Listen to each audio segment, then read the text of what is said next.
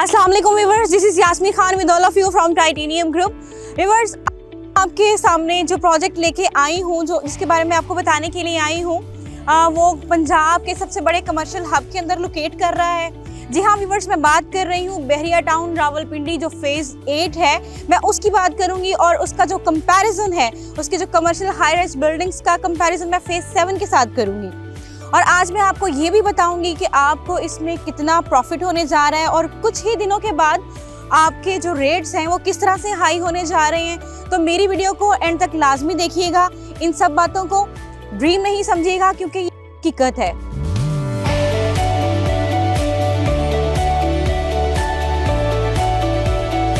जैसा कि मैंने अपनी वीडियो के स्टार्ट में ही बताया था कि मैं आज कंपैरिजन करने जा रही हूँ फेज़ 7 का फेज़ 8 के साथ। अगर मैं फेज़ 7 की बात करूँ तो वहाँ पे जो डिफरेंट ब्रांड्स हैं जो इस वक्त ऑपरेशनल हैं, वो उनके जो रेट्स हैं और जो फेज़ 8 के उसके बाद जो रेट्स हो जाएंगे, फ़िलहाल तो वहाँ पे जो प्रोजेक्ट्स हैं, अगर मैं उनकी बात करूँ तो वो कुछ ऑपरेशनल हैं, कुछ प्री लॉन्च रेट पे हैं, कुछ लॉन्च प्राइजेस पे हैं, कुछ जो हैं वो अभी रेडी होने वाले हैं और ऑपरेशनल होने वाले हैं। अगर मैं बात करूं हेड ऑफिस की तो वो फेज़ 7 से ट्रांसफ़र होके वहाँ पे फेज़ 8 के अंदर आ रहा है और बैंक अल फलाह भी वहाँ पे ऑपरेशनल होने जा रहा है। सो दैट्स वाई वहाँ की जो प्राइजेस हैं वो बहुत तेज़ी से बढ़ने वाली हैं। इसीलिए मैंने आपसे कहा है कि ये कोई ख्वाब नहीं है, ये हकीकत है और इसके जो रेट्स हैं बहुत जल्दी रिवाइज होने जा रहे हैं। अगर मैं फेज़ 7 जो रावलपिंडी में लोकेट करता है उसकी बात करूँ, वहाँ के जो ब्रांड्स आउटलेट में ये जो यूनिट्स हैं उसकी मैं बात करूँ, जो आज से 5 साल पहले आपको 5 से 6 करोड़ के बिटवीन आपको मिलता था, आज उसकी जो प्राइसेस हैं वो 10 से 11 करोड़ के बिटवीन हो गई हुई है। इसी तरह से अगर मैं फेज़ 8 की बात करूं, जब यहाँ पर जो यूनिट्स हैं वो ऑपरेशनल हो जाएंगे,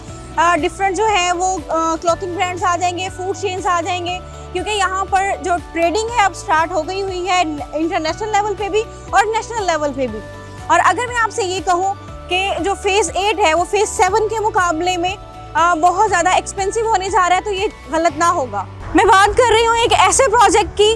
जो कि इन फेज़ 8 में जितने भी हाई राइज बिल्डिंग्स अभी ऑपरेशनल प्रोजेक्ट्स चल रहे हैं उनके ही बीचों बीच ये जो है ये लोकेट कर रहा है, जो कि 365 मेन बुलीवार्ड के ऊपर ये स्टैच्यू ऑफ लिबर्टी के साथ ही राइट साइड पे इसकी जो लोकेशन है वो आ रही है। यहाँ पे ये प्रोजेक्ट बनने जा रहा है जिसमें जो डिफरेंट है वो ब्रांड्स आउटलेट्स आ रहे हैं और इसमें जो है वो कॉर्पोरेट ऑफिसेस आ रहे हैं और इसके अंदर होटल अपार्टमेंट्स हैं और रेजिडेंशियल अपार्टमेंट्स भी मौजूद हैं। फेज़ 8 में चूंकि कमर्शियल एक्टिविटी नहीं थी और जो फेज़ 7 के लोग थे और फेज़ 8 में जो कम्युनिटी रहती है उनको फेज़ 7 में ही जाना पड़ता था।